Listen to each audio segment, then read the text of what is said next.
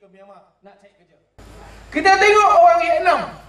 Berapa ramai orang Malaysia pergi Vietnam, berapa ramai orang Vietnam datang ke Malaysia. Dekat Tampin aja kilang perabot, berapa ramai orang Vietnam kerja di kilang perabot. Dua negara ASEAN.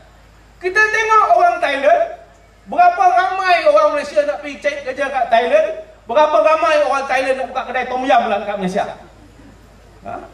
Lebih ramai orang Thailand ada dekat Malaysia. Berapa ramai orang Malaysia nak jadi pembantu rumah kat Thailand, berapa ramai orang Thailand nak jadi pembantu rumah kat Malaysia. Tiga negara. Tak cukup pada tu, kita tengok Indonesia pula. Kita bezakan dengan Malaysia. Berapa orang daripada Pondok ini kata anak-anak mereka nak cari kerja sebagai pembantu rumah dekat Indonesia. Berapa ramai orang Indonesia yang cari pembantu, nak jadi anak ambil orang Indonesia jadi pembantu rumah di Malaysia ni. 4 negara ni semua nak hantar pekerja kat Malaysia. Berapa banyak Malaysia hantar pekerja kat dia orang? Tengok tak cukup pada tu, kita tengok Filipina. Filipina ni lebih maju, lebih dulu mereka pada kita. Berapa ramai orang Malaysia pergi cari kerja kat Filipina, berapa ramai rakyat Filipina yang ada kat Malaysia nak cari makan. 6 negara. Semua ni terbukti, membuktikan bahawa kerajaan kita menyediakan peluang pekerjaan yang amat banyak dan sampai tak termampu oleh rakyat Malaysia buat, tuan-tuan dan puan-puan. Sebab itulah lebih ramai orang daripada luar datang bekerja di negara kita, tuan-tuan dan puan-puan. Ramai. Dan kita lah sebenarnya negara Malaysia ni yang mana kadang-kadang pendapatan kadang tak lama banyak, tapi hidup mesti ada style. Kawan saya ada jumpa dengan orang putih. Kadang-kadang bila musyarat luar negara dan sebagainya, dia kata orang Malaysia ni memang ada style, dia kata. Sebab dia kata, kalau dia kata kadang-kadang dekat setiap rumah tu mesti ada pembantu rumah.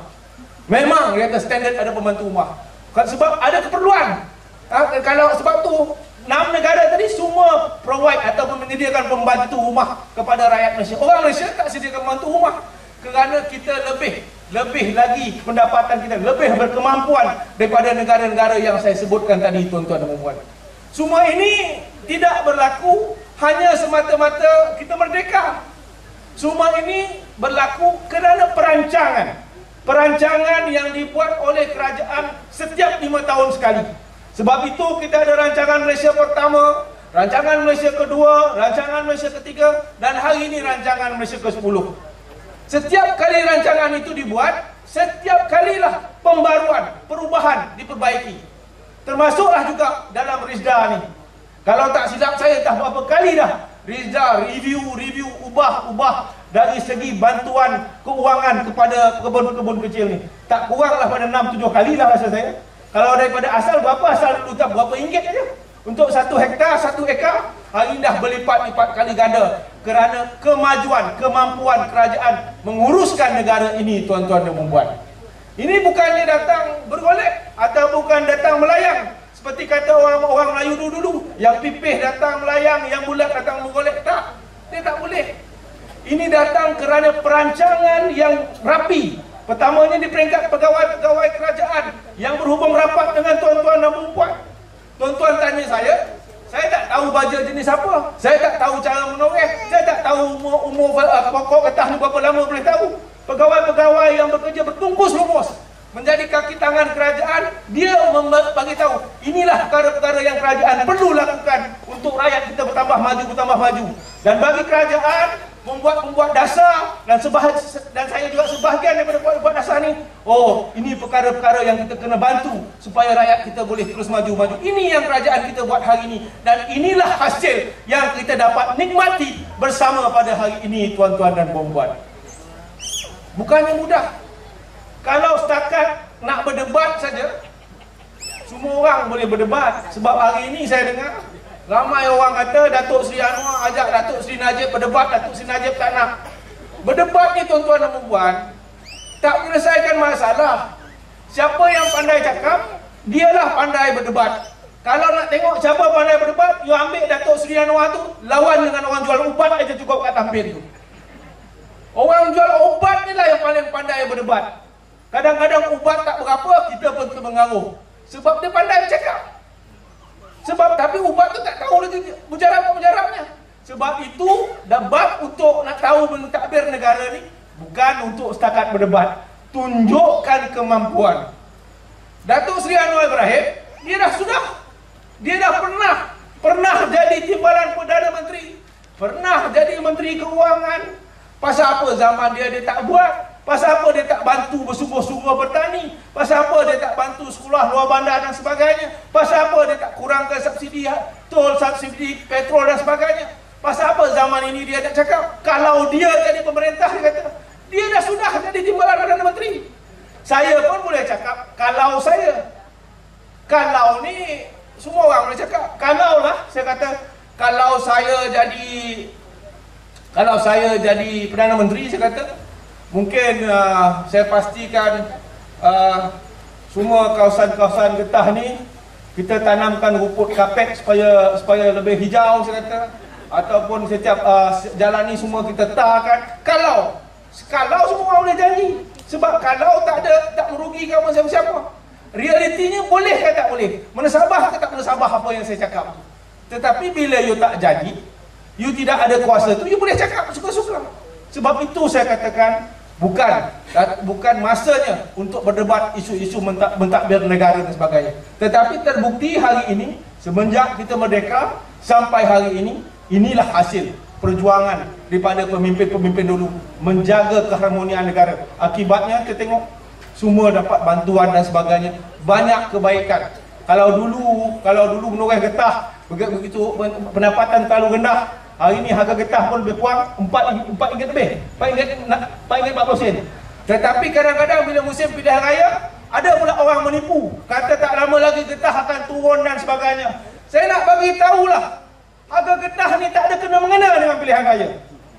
Harga getah hanya tertakluk bila getah tiruan tu banyak ke tak banyak. Getah tiruan ini dia, itu saya boleh bagi tahu. Itu tak perlu pengarah Risda Negeri bagi tahu, saya boleh bagi tahu. Getah tiruan dia buat daripada mana? Salah satu bahan yang penting untuk buat getah tiruan tu adalah bahan petroleum. Bahan petroleum. Bila harga minyak naik, pasti getah tiruan tu naik. Bila getah tiruan naik, pasti getah asli ni akan naik lagi. Saya percaya harga getah asli ni ada peluang naik lebih tinggi. Sebab apa tuan-tuan dan puan? Sebab hari ini bekalan minyak daripada Iran akan perlahan-lahan, sebab ada catuan, sanction daripada negara-negara Eropah. Bila ada catuan itu, maka susah nak buat harga getah tiruan sintetik, maka orang akan cari getah asli supaya lebih banyak lagi menggunakan produk-produk getah asli. Akibatnya harga getah berpeluang naik. Bukan nak sebab pilihan raya dan sebagainya. Itu tuan-tuan kena faham. Tuan-tuan, kalau ada orang datang temberang tuan-tuan nanti musim-musim nak pilihan raya, kata murah dengan dia. Harga getah kata bukan tuan-tuan tentukan. Harga getah tertakluk pasaran dunia. Kalau getah tiruan naiklah harga getah asli. Sebab itu saingan antaranya. Dan getah tiruan ini dibuat daripada bahan petroleum, tuan-tuan dan puan. Jadi tuan-tuan dan puan, saya taklah berhajat untuk bercakap panjang. Cuma saya sekali lagi saya syorkan sebagaimana kata Ketua Pengarah tadi, gunakan hari ini sebagai hari menerima ilmu.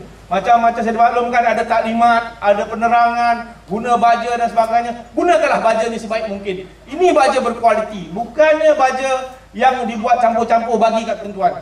Sebab kadang-kadang orang yang cakap macam tu, dia sendiri yang beli baja nanti untuk tanaman pokok mereka di kawasan-kawasan mereka. Kalau baja ni sampai ke pokok, gemuklah, sihatlah pokok tuan-tuan dan puan. Macam kata pengarah tadi lah, baja macam manusia juga, kat pokok-pokok ni. Kalau tuan-tuan tak jaga dia, tak bagi kasih sayang, mana dia nak ni? Dia pun lupalah tuan-tuan. Kalau tuan-tuan cakai kulit dia hari-hari, dia pun penat lah tuan-tuan. Lumui berdarah-darah dia. Kalau tuan-tuan jaga panjang lah umur dia, boleh tahan sampai 25 tahun dan sebagainya.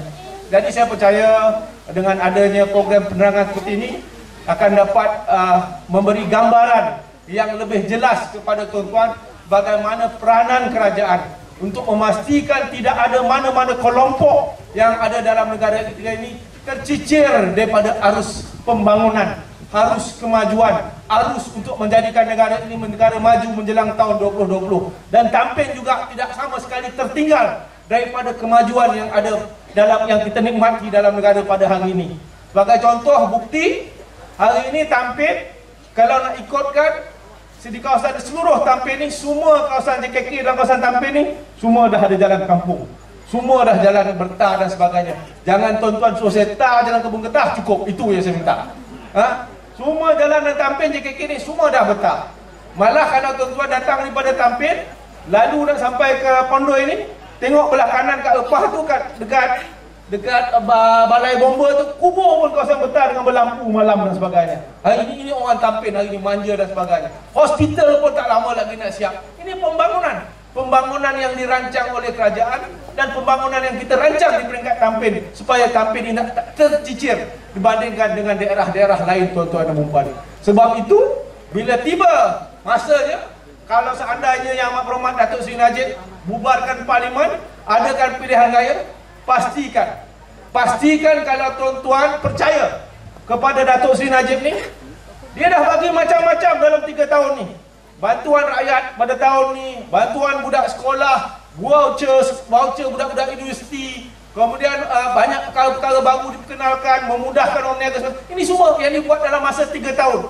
Kalau 3 tahun Datuk Seri Najib boleh bantu dengan macam-macam idea macam ni, percayalah, kalau 5 tahun lagi dia bagi macam-macam, dia boleh bantu orang kat Pondoi, orang kat Tampin, orang kat Negeri Sembilan ini, tuan-tuan dan puan. Percayalah pada beliau.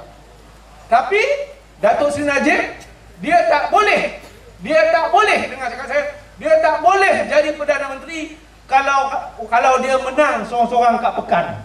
Kalau katakanlah dia memang hebat, orang Melayu sayang kat dia, orang Cina sayang kat dia, orang India sayang kat dia, orang Bengali semua sayang kat dia, kata kita kat Pekan ni kita tak nak satu orang pun lawan Datuk Seri Najib. Sebab dia Perdana Menteri yang baik, kerja kuat. Tuan-tuan tengoklah. Hari ini dekat Kuala Lumpur, besok dekat China, lepas tu dekat Myanmar, lepas tu dekat Negeri Sembilan, kemudian dekat Johor, dekat Ulu Langat, hari-hari beliau di mana-mana. Kita pun tak terdaya. Sebab kerajinan tu, orang dekat Pekan kata tahun ni, pilihan raya kali ni, orang Pekan jangan lawan Datuk Seri Najib. Betul, Datuk Seri Najib boleh menang tanpa bertanding di Pekan. Tapi kalau kursi-kursi parlimen lain tak menang oleh Barisan Nasional, tak cukup jumlahnya, maka kerajaan bukan lagi kerajaan yang sama yang memerintah negara, dan Datuk Seri Najib bukanlah Perdana Menterinya. Untuk pastikan Datuk Seri Najib boleh menjaga kita dengan idea-idea baru dan sebagainya, pastikan setiap kursi parlimen yang Barisan Nasional tanding itu menang pada pilihan raya yang akan datang. Dan ini yang kita nak buat. Di Repah pun sama. Kalau tuan-tuan nak tengok Repah terus maju, kita pastikan Repah pulang semula ke Barisan Nasional. Jadi tuan-tuan dan puan, saya tidak berhajat untuk memanjangkan ucapan. Saya dimaklumkan pada program ini juga ada perkara-perkara lain yang nak disampaikan, iaitu dividen ternakan, kelulusan tanam semula, sijil perhargaan. Jadi mungkin mengambil masa sedikit, jadi cukuplah saya rasa ucapan itu. Dan saya mendoakan agar usaha yang tuan-tuan lakukan ini akan terus berjaya di masa-masa akan datang. Dan jika ada kelapangan di masa-masa yang lain, insya-Allah kita berjumpa sekali lagi. Dan saya juga minta ampun dan maaf sekiranya ada kata-kata saya yang menyinggung perasaan. Cuma percayalah tuan-tuan dan puan, negara kita berada dalam keadaan baik dan negara kita berada keadaan teratur kerana kita susun dengan rapi dan kerjasama antara pemerintah dan juga sokongan daripada pegawai-pegawai kerajaan menyebabkan banyak dasar-dasar kita memberi faedah kepada rakyat dalam negara kita ini. Sekian, wabillahi taufiq wal hidayah. Assalamualaikum warahmatullahi wabarakatuh. Majlis merakamkan setinggi-tinggi penghargaan dan terima kasih kepada Yang Berhormat Datuk Seri Shaziman bin Abu Mansur atas ucapan dan kesudian merasmikan kempen Gerakan Membaja Peringkat Parlimen Tampin tahun 2012. Hadirin sekalian, majlis diteruskan lagi dengan penyampaian bantuan, dividen dan